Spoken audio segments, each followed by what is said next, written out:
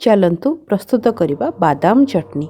बादाम चटनी प्रस्तुत करिबा पई प्रथमे एक कढ़ई रे बादाम को भल भाबरे भाजी नियंतु। देखंतु बादाम रंग परिवर्तन होई ताहा नाली रंगर होई गलानी, ता माने एहा ठीक से भाजी होई जाईछि।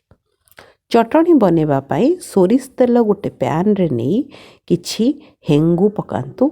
एहा परे जीरा 2 चम्मच देई दियंतु एवं जीरा को भल भाबरे भाजी नियंतु।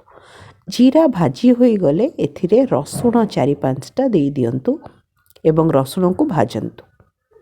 एहा परे गोटे बड़ टमाटो को काटी काटी छोट छोट आकार रे ताहा को देई दियंतु एवं गोटे कंचा लंका देई दियंतु। आपन स्वाद अनुसार लंका देबे एवं एहा को से पर्यंत भाजिबे जे पर्यंत कंचा अंश न जाइथिबो।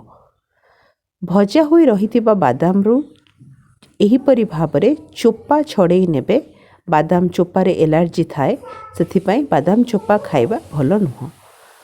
बादाम चोपा छड़ेई सारला परे एहाकु ग्राइंडर जार को ट्रांसफर करनियंतु। सेथिरे किछि लूण एवं टमाटो रसुण रो जो पेस्ट बना हैछि ताहा देई दियंतु एवं किछि पानी देई ताहाकु भल भाबरे बाटी नियंतु।